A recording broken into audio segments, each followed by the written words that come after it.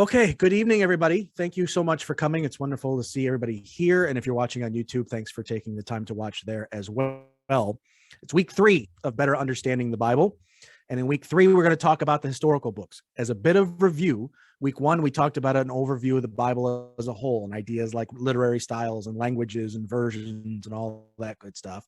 Last week, we talked about the Torah, the first 5 books of the Bible, and how to look at those, how to read those, and what the story that they're telling is, and why specifically Deuteronomy ends before the Israelites enter the promised land. And that's going to be key as we pick up the historical books today. So if you haven't watched those videos yet, strongly recommend that you go back and take a look at those as well. You don't have to, but some of what I'm going to say makes a lot more sense if you've watched those. So into the historical books, we're going to dive. By way of overview, there are 12 historical books, and I sent out an email with a link to a sheet that's got them all kind of listed there. So it might be nice to have that somewhere off to the side or on a device if you have one of those, so that as I'm running through these historical books, you can kind of see where we are in the order of them. There are 12. There's Joshua, Judges, Ruth, 1st and 2nd Samuel, 1st and 2nd Kings, 1st and 2nd Chronicles, Ezra, Nehemiah, and Esther. These compose what are called the historical books. And what they do is they tell the bulk of the history of ancient Israel. We talked about, kind of creation up until entering the promised land, but it's that point during the Exodus, really, and entering the promised land, that we start to get this feeling of Israel as a nation, as a people. And so this then stretch of books tells the story of that people living together in a specific place. And we're talking about from loosely, but somewhere between the 13th and 15th century BCE to the 5th century BCE. We're talking about almost 1,000 years of history here. So if you'll just pay attention for the next 3 to 4 hours, we'll get through this all together. It'll be great. No, it's a lot. And so I'm going to try, it's going to be a lot of skimming. We're not going to be able to get into the details of the books the way that I was able to last week, just because of the number of them. So we'll just address that right off the top. But I do want to note a couple of things about them. One, authorship. We don't really know who wrote these, much in the way that in the Torah, the tradition says that Moses wrote them, but we saw in Deuteronomy where Moses died and then there was more stuff to come. So clearly he didn't write that. Joshua specifically is traditionally thought of as written by Joshua, but he dies at some point in the book. So again, somebody else either finished this or edited it, or something else was going on here. But throughout the rest of these books, the author is never explicitly mentioned, which again doesn't necessarily impact the validity of these books or the value of these books, but it's just, you want to be upfront about that off the top, that we don't know specifically who wrote these. In terms of literary style, what you find here primarily is what I've been calling narrative history, is this way of telling history via a story, which means that we can't evaluate it the same way that we'd evaluate the biography of Abraham Lincoln that I talked about last week. You have to evaluate, you have to understand that as you're reading these books, you're reading the stories of Israel's history that are leading to a specific point, that are being told through a specific lens, that are being told with an idea in mind. And so you hold the historical details loosely, because some of those get fudged here or there, but it's for a point and for a purpose. And if you understand that, then you don't lose the value of these historical books. In Ruth and Esther specifically, those are just straight narrative. Those are just stories. They are set in a historical setting, and it fits into these historical books for those reasons. But they're really more about the story than they are about any history of Israel. And we'll touch on that when we get to the end. So I want to start with Joshua. The book of Joshua is the first in the list of these 12 books. As we said at the end of last week, that at the end of Deuteronomy, the people are poised to enter into the promised land. Now the book of Joshua tells the story of them actually entering the promised land. So they enter the promised land, and then there's the conquering of the people that are in the promised land. And this takes us back to the note about violence that we talked about in the Old Testament last week. And I want to touch on that again, because when you read in Joshua about the people entering the promised land, the text will say that everybody that was there was totally wiped out, man, woman, and child. They were all killed. And then a few chapters later down the line, they talk about how the Israelites were interacting with the people that were there before them. So there's a bit of hyperbole going on, right? You have to understand, again, the ancient Near Eastern context, that when there was military conflict, when there was a battle in the ancient Near East, the side that won believed that they won because their God was stronger than the other people's God. And so they attributed everything that they did to the strength of their God. And again, they got a little hyperbolic about it, up to and including this idea of, we wiped out all of our enemies. All of our enemies were destroyed. Nobody was left. There wasn't a blade of grass left in there. Well, obviously that's not the case. And we know that. So again, hyperbole is key, and you have to hold these things, these ideas loosely, up to and including descriptions of violence in the Old Testament. So the people enter the land, they conquer the people that are there, and then the land gets divided amongst the 12 tribes of Israel. Sort of. It actually gets divided amongst 11 tribes of Israel, because the Levites, that particular tribe, remember, they were the priestly class. They were the descendants of Aaron, the brothers of Moses, and they didn't get a parcel of land. Instead, they were servants. And so they worked at, within all the other tribes and were supported by all the other tribes. Land was everything. When people were wealthy in the ancient Near East, they were ancient because they had a lot of land. Land was huge. But in this case, when you were going to be serving God directly as the priestly class, you didn't get land, you got supported by everybody else because you were supporting them in helping maintain that relationship with God. So the land was divided amongst 11 tribes, and then the Levites served primarily amongst the tribe of Judah, because that's where Jerusalem was, but throughout the rest of the land of Israel as well. One last thing about Joshua is that it also lays out the rules for interacting with other nations around them. And that's going to be very important as we go forward here, because Israelites tend to fail in terms of following those particular rules. We talked about all the laws in the Torah, and that the bulk of the 613 laws in the Old Testament could be found there, but there are rules and laws that come after that. And we see some of those here in Joshua, especially when it comes to interacting with other peoples. Remember, the whole point of Leviticus was the holiness idea, right? Was this idea of being set apart as a people, was this idea of behaving in a different way so that other people would notice and be drawn to it and understand and try to understand more about the God that dictated this way of going. So part of that is other nations around them interacted with each other in a certain way. And God has now asked Israel, no, the way that you're going to interact with these folks is going to be different, and set a different kind of example. And that gets laid out towards the end of Joshua. That's the book of Joshua, which, as I hinted earlier, ends with his death. And what's interesting is that when Moses died, Joshua was named the leader of the people. When Joshua dies, there isn't a leader named. And whether that just wasn't somebody there, or if it was the ethos of God's going to be in charge now. God's going to be our king. God's going to be our leader. We're going to look to God. We don't need necessarily a human leader. However it was, when we get into the book of Judges, which is the next book, there is no one singular leader going into that book. In fact, in the book of Judges, you see this line repeated a bunch of times, that was a time that there was no king in Israel, and everyone did what they thought was right in their own eyes. You see that repeated throughout that book. And as you might imagine, that sort of leadership model didn't go well for the people of Israel. And that leadership model not going well is the story of the book of Judges. So there were 12 judges in total over the course of the history told in the book of Judges. And there's a pattern that gets established. We talked about that with the Exodus a little bit, and even in Genesis, that there's this pattern in the Bible of God trying to lead people screwing that up, and God coming alongside them to say, okay, not what I intended. Here's how we're going to bring good out of it. And then we're going to try and get back on track here. And that pattern happens over and over and over and over again. And you see it very much so here in the book of Judges. In the book of Judges, that looks like people who are without a earthly leader drifting away from the path that God has laid out before them. Bad things start to happen. They start to violate those rules about interacting with other people, with other nations, start worshiping other gods, doing things like that, building temples and altars to other gods. And bad things start to happen. Those other nations start to dominate them. Those other nations start to oppress them. And when that happens, the people cry out to God for help. Bad things are happening. People are crying out. God hears their cries, and God raises up a judge, a leader, to deal with a particular situation.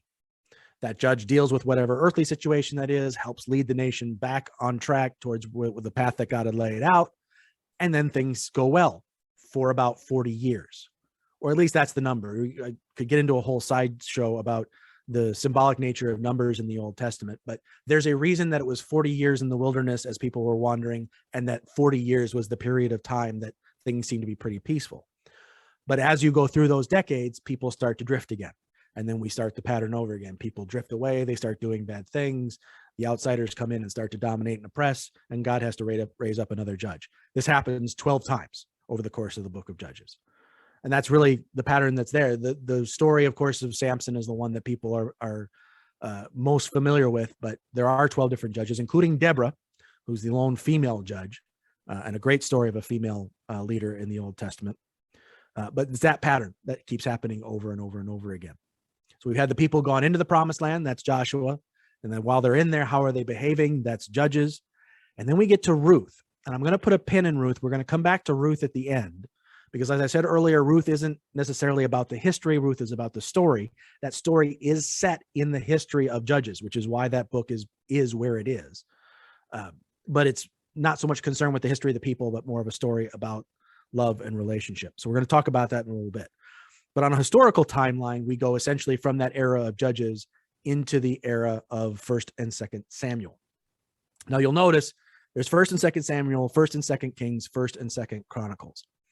This isn't like in the New Testament where you have 1st, 2nd, and 3rd John, or 1st Corinthians and 2nd Corinthians as separate entities. The story in Samuel, the story in Kings, the story in Chronicles is one contiguous story. But you have to remember these writings were put on scrolls back in the day, and these are really long stories. So if you have a really long story on a scroll, you end up with a really big scroll. And so the way that they kept it where it was easy to carry these scrolls around is to divide them into two different scrolls. Now, when you put stories into a book, into a codex, that becomes not as much of a problem, right? I mean, it's easier to handle, which is why the books were invented. But traditionally, these have all been separated into two separate scrolls, and that's why when you get into book form, they remain 1st and 2nd Samuel, Kings, and Chronicles. So that's just one note. So I'm going to talk about 1st and 2nd kind of as one entity. I'll talk about Samuel, I'll talk about Kings, and I'll talk about Chronicles. We're going to start with Samuel. So after the years of all the judges, the people decide, hey, instead of waiting until we're in trouble for there to be a leader raised up, why don't we just do what everybody else around us does and have a leader there all the time? And we'll call it a king. Wouldn't that be great? And the prophet Samuel, who the book is named after, comes along and says, hold on. Remember, God's our king. The whole point here is to be holy, is to be separate. God is our king. We don't need an earthly king. Earthly kings tend to be bad people, as we see from all the people around us. Let's not do that. The people are like, no, we want a king. We want a king. We want a king. And so there comes a point where God and Samuel are together in prayer, and God says, Samuel, don't worry. They're not rejecting you. They're rejecting me. So it's okay. You and I together, we'll figure out who should be king. We'll give them what they want. We'll try to bring good out of this mistake, because in God's mind, this is a mistake. This is not the plan he had for the people of Israel.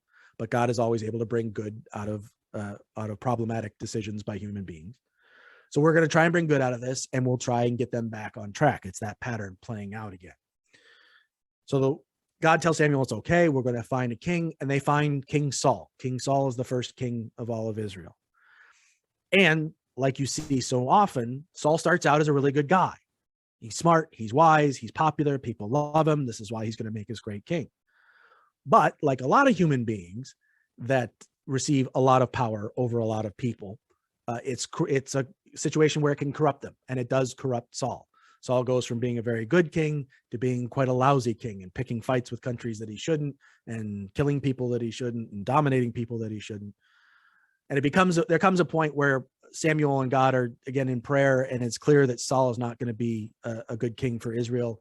God says, that's okay. I have plan B. There's this kid who's this little shepherd boy. He's the son of Jesse. Go out and find him. We're going to make him king. And of course, that's King David. King David being the most famous of all the Israelite kings. And so the story of David and Goliath, and the story of David's conflict with Saul and his friendship with Saul's son, Jonathan, and a lot of the stories that people are loosely familiar with, you can find all of those in 1st and 2nd Samuel, as David comes to power and David becomes king. And through David's reign, Israel finds peace. Israel finds an expansion of their borders, and Israel finds a unity that's going to be tested very, very soon. That's the reign of King David. We don't go all the way to the end of the reign of King David. The end of that reign is the story told in 1st and 2nd Kings. We'll get to that in a minute. But that's essentially the through line here of the 1st and 2nd Samuel books. We've gone from the people entering the promised land through the period of judges. Now we're into the era where there's going to be kings, and the most famous and most successful of all those kings is King David. And that gets us to the end of 1st and 2nd Samuel. And we'll take a breath there, because that's a lot that I just blew through, but there's a lot more to come. Anybody have any questions or thoughts or anything that jumps out at them at this point? All right. So we'll go on to 1st and 2nd Kings. The start of 1st Kings is the end of David's reign. His life's coming to an end. He's decided that God really needs a temple. That if you remember, throughout the travels of the Exodus, God followed with the people either as a pillar of flame and cloud or in the tabernacle, which was just a tent that was set up wherever the Israelites happened to camp. That was where God was with them on earth. David decides, now that we've sort of settled in this place, now that we're sort of settled down, we need a permanent structure. And of course, because it's for God, it's got to be a glorious structure. God tells David, no, I don't need a tent. Look, I've been in a tent for however many years here. It's fine. We're good. We don't need to do that. No. We have to have a temple. We have to have a temple. Again, God trying to lead people, the people screwing it up. And God comes along and says, okay, here's the deal. We can have a temple if you're going to insist on it. You're not going to build it. Your son's going to build it. So we're going to take this in a different direction. That son, of course, was King Solomon. King Solomon's the one that got to build the temple. King Solomon's the one who most of the Proverbs are attributed to. King Solomon, known for his wisdom. The very first thing when God comes to Solomon and says, what do you want to make your reign the best it can be? Solomon prays for wisdom. Doesn't pray for riches, doesn't pray for military power, but prays for wisdom. Solomon starts as a very good king. But as we see again, human beings given a lot of power tend to be corrupted. And by the end of Solomon's reign, things are not going well at all. In fact, they're going so badly by the end of it that when his son takes over, Rehoboam, the nation of Israel splits into two different nations. So Rehoboam is Solomon's son. He takes over. The northern tribes send representatives down to him and say, hey, your dad was being kind of harsh with us. He was taxing us a lot. He was asking us for a lot of stuff that he didn't ask the tribe of Judah, which is where Jerusalem is in the south. He wasn't asking them to do the same things he's asking us. Can we kind of restart the relationship here? Can we get on better footings with each other? And Rehoboam goes and consults his dad's advisors. And those advisors tell him, yeah, actually, these folks are right. Your dad was kind of harsh. Maybe we need to kind of chill it out a little bit here and not be so harsh to them. Then Rehoboam goes and talks to his buddies, the teens, the young guys that he's grown up with. And they all tell him, forget that noise. If they're complaining, make it even more harsh on them. You're the king. You're in charge. They have to do what you say. And if they're not liking what you're doing, make it even worse. And unfortunately, that's the advice that Rehoboam listens to. And that leads to the two nations. So we see a schism where these northern tribes get together and say, we're our own nation now. And that's usually in the Bible referred to as Israel. And then the southern kingdom becomes the kingdom of Judah, which contains the city of Jerusalem, which is where the temple is and the holiest sites in Judaism are. The other name you'll hear for that northern kingdom is Ephraim, and that's just one of the tribes that was located there as well. The important thing to know about that northern kingdom is that its capital was a city called Samaria. And that should ring a bell. Because when you have the parable of the Good Samaritan in the New Testament, Jesus is telling a story there about who is your neighbor. And he picks the most unlikely person to be thought of positively as being the example of who your neighbor really is. So the reason that it's unlikely is because when this split happens, this northern kingdom really starts following the traditions and following the gods of other areas around them. And the Jews in the south decide that they're the real Jews and that everybody in the north is something other than they are. And that's the split. And so not only are you not really Jewish, but you're not Jewish in the most corrupt, despicable way. And so Jews in the south really didn't like folks to the north. And that's why that parable is something that when we read it today without knowing that history, we don't get the same reaction. If you were a Jew in Jesus's time and you heard him praising a Samaritan, that would be the weirdest thing you could possibly think of. Because of course, those are all lousy people. They've been lousy people all throughout this whole history, all the way back to this story in 1 Kings. We've read about how terrible they are this whole time and all the things that they did wrong. How can I possibly treat that person with love, treat that person with favor, treat that person with mercy and grace? It's this kind of understanding of the history that becomes so important to really getting at that parable and how deep it really is. So that's important, that capital city of the northern tribe is Samaria. Unfortunately, as I said, you have this list of all of the kings, right? Now you go into the list of all the northern kings and the list of southern kings, and it kind of goes back and forth. So this king in the north died, this new king took over, Then this king in the south died and the new king took over, and it's just back and forth for the rest of the stretch. There's about 20 northern kings that are described. All of them are described as lousy kings. Not a one of them was redeemable in the eyes of God. But if you think that that's just bias, there were about, I think, 18 in the south, and only 6 of them were looked at as worthy of God and good in the eyes of God. So you have the story of a lot of lousy kings and a lot of things that they did wrong. And it becomes somewhat repetitive, I will grant you. But it's interesting in that if you were writing the Bible from a specific bias, if you were writing these stories to say, hey, we in the South are great and these folks in the North are all horrible, well, you got about half right, but you did a lousy job of saying that those folks in the South were great because only 6 of those 18 kings were worth a darn. So, point being that there's a lot of history there that can get a little bit redundant, but the story is that folks in these times and areas were not following the path that God had laid out in front of them, and bad things were happening. In the north, you have a nearby kingdom called Assyria, and the Assyrians come and destroy the northern capital and take people into slavery and disperse them out of that northern kingdom and into exile, and they never return. That's the end of the history of the north. In the south, in that Judah, where Jerusalem is and the Davidic kings were, the Assyrians then come and try to take over the south. They're not able to do so. God steps in. There's a good king. Things go okay. And then there's a series of bad kings and things aren't going okay. And you have the kingdom of Babylon that comes along and eventually takes over the south and destroys the south, destroys the temple in Jerusalem, takes the Jerusalem citizens as slaves. And that's what's known as the Babylonian Exile, which is in the middle of the 5th century BCE. So we started with people entering into the promised land. That's sometime in like the 13th, 14th century BC. Now we're in this 5th century BC with the exile. That's a lot of history. And they sort of, again, jump in spots and go kind of all over the place. The other thing you're going to find in Kings, by the way, is the start of the prophets rising up. The stories of Elijah and Elisha, who were northern prophets, who were prophets trying to tell northern kings, hey, y'all are doing this wrong. You're not following God's path, and bad things are going to happen if we keep doing this. And guess what? They're right. The northern kings don't listen, but they're right. And that leads to the end of the northern kingdom. And eventually this exile, this Babylonian exile that we talk about so much in the southern kingdom. That's the end of 1st and 2nd Kings. Now, when we get to 1st and 2nd Chronicles, if you've read any of 1st and 2nd Chronicles before, you will notice, especially if you're reading straight through, that there's a whole lot of these stories. Didn't I just read these? Wait a minute, what's going on? Why am I reading a repeat of these stories?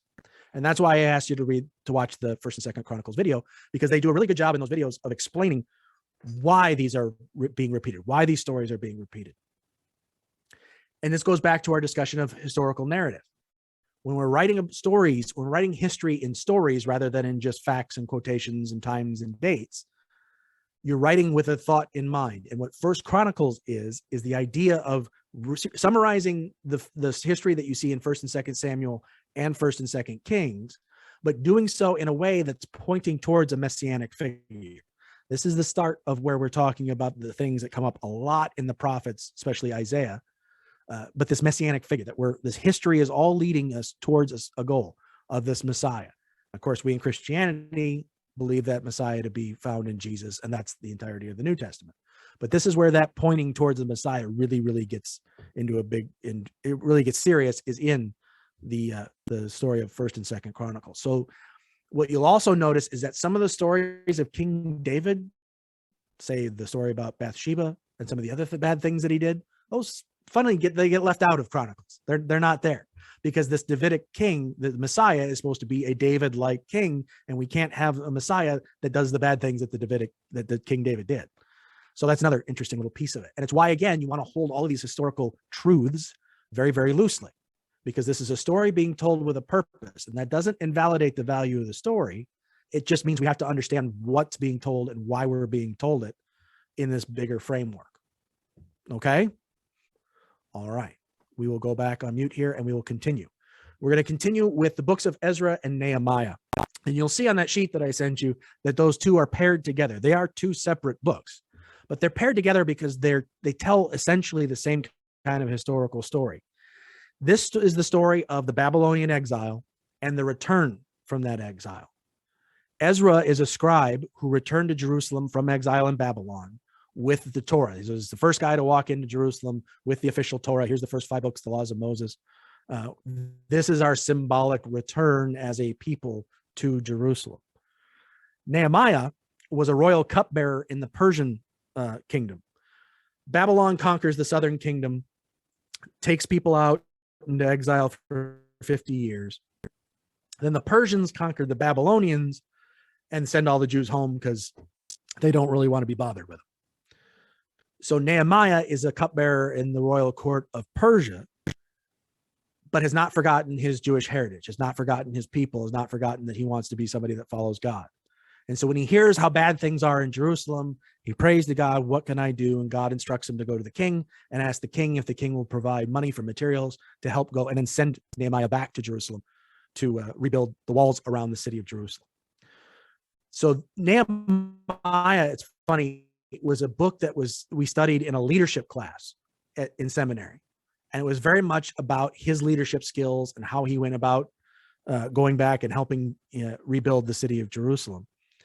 And so you get a lot of, modern leadership books. There's a whole section of my bookshelf over here that's leadership books.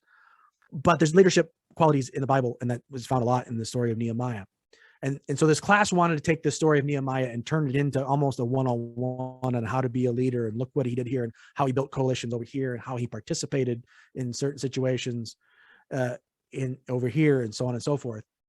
And we'll get to your question in 1 second, Sherry.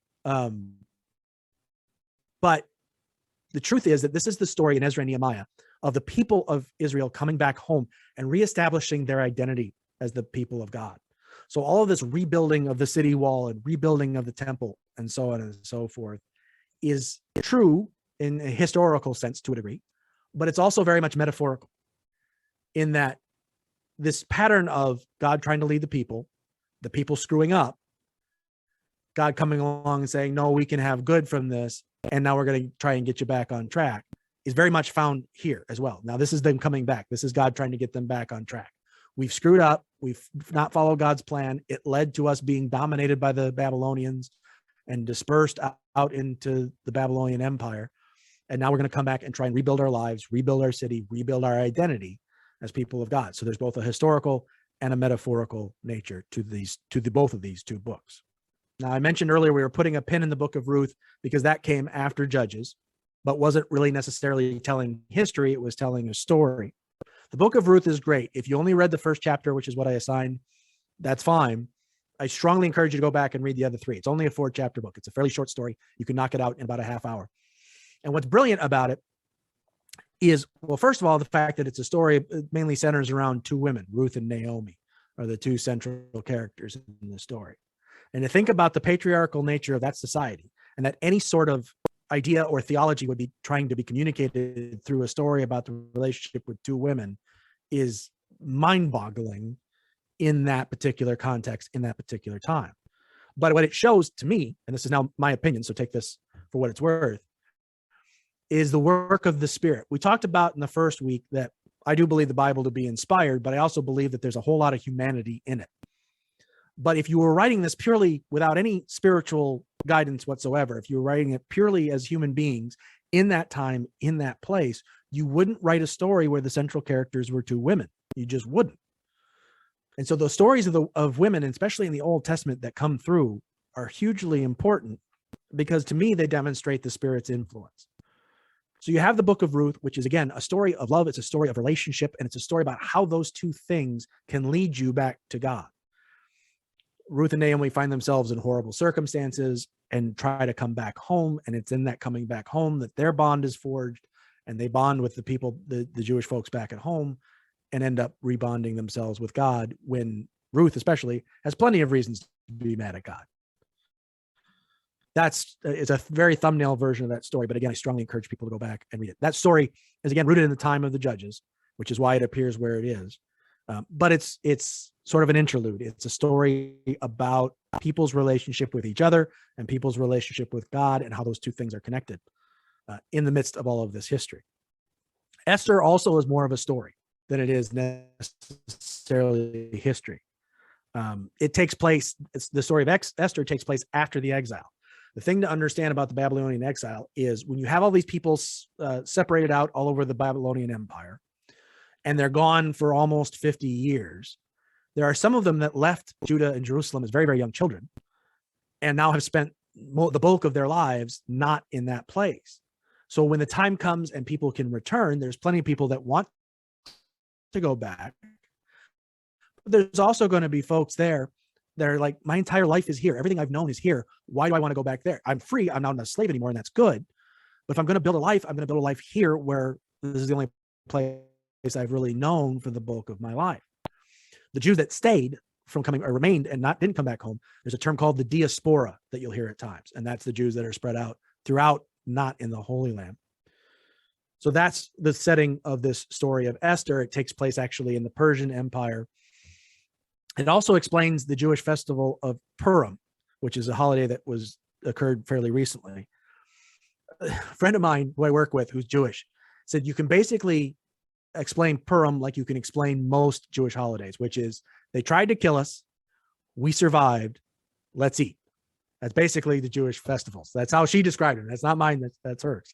But that's really what's going on in Purim. The story of Esther is the story of how Jews that were living in Persia could have been destroyed by an official in the Persian Empire. He tried to destroy them. God steps in, God acts, the queen Esther acts and saves her people. Again, it's a female saving the people that were the Jewish people that were in Persia at the time. The interesting part about the book of Esther, and this is really the thing to get from this, is that God's name is never mentioned once in the entire book. I think it's an 11-chapter book. You never find God's name or God directly addressed anywhere in the book. And God's all over the book, but behind the scenes. You remember those pictures where when you looked at it, it just looked like visual static, but if you changed your focus range, suddenly there was a sailboat in the picture. You know what I'm talking about? This is that. This is that kind of what's called a hermeneutic, which is just a way of interpreting. That when you look at this story, God's there in the background and God's clearly acting.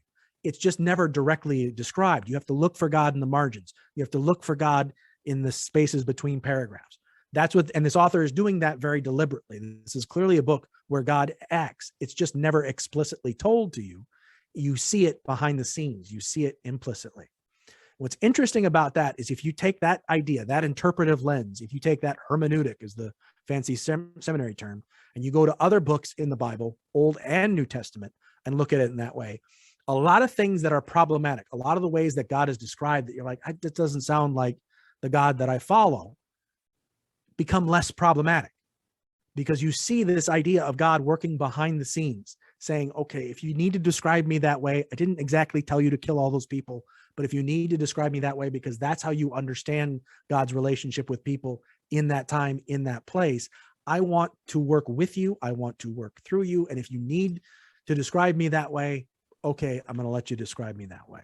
And when we look for God behind the scenes like that, moving behind the text, moving behind the story, inspiring, but not overwhelming, right? God doesn't take over people's brains and make them write word for word what he wants them to write. He creates people who are going to come along and write these stories and have the personality and the intelligence and the skill to write these stories. He comes alongside them and inspires them towards writing in the fashion that he desires without just lobotomizing them, taking over their brain and making them write like robots. And if you understand that about the book of Esther, you can, like I said, take that and apply it to all kinds of different books of the Bible and find all kinds of things that didn't see before in terms of how God's acting, how God's behaving, and how God's inspiring. Whew. Those are the 12 books. So I'm going to go ahead and stop the recording. For those of you watching on YouTube, thanks for being with us. And we're going to move on to the question and answer period of time.